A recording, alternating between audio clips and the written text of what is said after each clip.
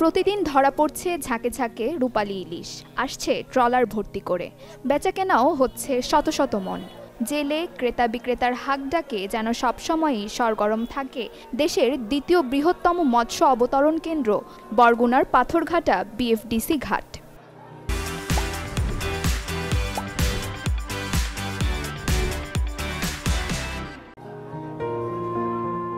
তারপরও দাম কেন ক্রেতার নাগালের বাইরে? এমন প্রশ্নের সঠিক উত্তর মিলছে না কারো কাছে।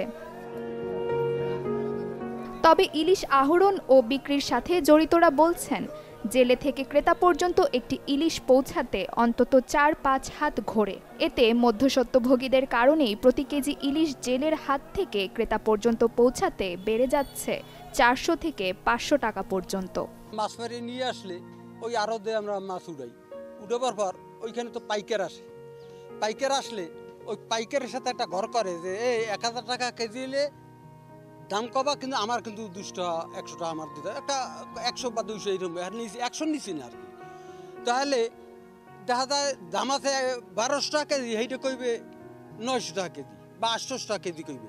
ওই আড়তদারের ২০০ টাকা বা বেশি দিতে হইবে, ওটা হাটা তোরা জালিয়ারা জানবে না।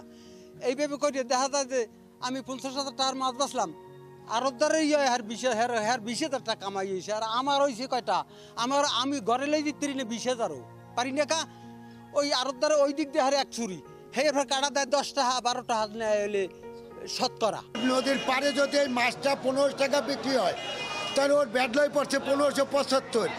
এখানে আছে একটা পাইকে আড়তদার আছে, আড়তদারের কাছে দিলে এটা নিলাম হয়, নিলাম হইলে মনে করেন ১৭০০ বা ১৬৫০ এইরকম ওঠে। এইটা মাছটা হাতটা বদল হইতে হইতে দেখেন ১৬-১৭ টাকা পড়িয়ে যায়। এছাড়া ইলিশ আহরণের তুলনায় চাহিদা বেশি থাকা এবং জ্বালানি তেল সহ মাছ ধরার সরঞ্জামাদির দাম বাড়ার কারণে ইলিশের দাম কমছে না বলে জানান মৎস্য গবেষকরা। এখানে একটা মাছ ১৫০০ টাকা যদি কেনে পাইকার, তার হচ্ছে যে একটা কস্টিং আছে, তার বরফ দেওয়ার ব্যাপার থাকে, ট্রান্সপোর্টের ব্যাপার থাকে, এ সব কিছু মিলে সে হচ্ছে যে তার গন্তব্যে পৌঁছানোর চেষ্টা করে। তো গন্তব্যে গেলে পারে সেখানে গিয়ে আবার তার কস্টিং থাকে, সেটা সংরক্ষণ করার ব্যাপার থাকে। ওইখানকার আড়তদাররা থাকে যারা হচ্ছে যে একটা পার্সেন্ট হচ্ছে যে তার কাছ থেকে ভ্যাট কাটে। তো এই ব্যাপারগুলো দিয়ে দেখা যায় যে ১৫০০ টাকার মাছ যদি আমি পাই পাথরঘাটাতে কিনে, সেক্ষেত্রে ঢাকায় গিয়ে দেখা যাচ্ছে যে পার কেজিতে হয়তো ১০০ টাকা তার হচ্ছে কস্টিং পড়ে যাচ্ছে, সেক্ষেত্রে তার ১৬০০ টাকা বা ১৭০০ টাকা হচ্ছে পড়ে যায়। এখন আবার যারা ওইখান থেকে আবার পাইকারি বাজার থেকে যখন খুচরা বাজারে যাচ্ছে, তখন আবার তাদের ক্ষেত্রে আবার একটু দাম বেড়ে যাচ্ছে। এই সমস্ত ব্যাপারগুলো নিয়ে ধরেন দামের পর্যায়টা ১৫০০ থেকে দেখা যাচ্ছে যে ১৯০০ এমনকি ২০০০ পর্যন্ত বেড়ে যায়, বুঝতে পারছেন। বরগুনার পাথরঘাটা মৎস্য অবতরণ কেন্দ্র বিএফডিসির তথ্য বলছে, গত ২৪ জুলাই থেকে ৭ সেপ্টেম্বর পর্যন্ত এ অবতরণ কেন্দ্রে ইলিশ কেনাবেচা হয়েছে ৪৪৩.৬৮ মেট্রিক টন।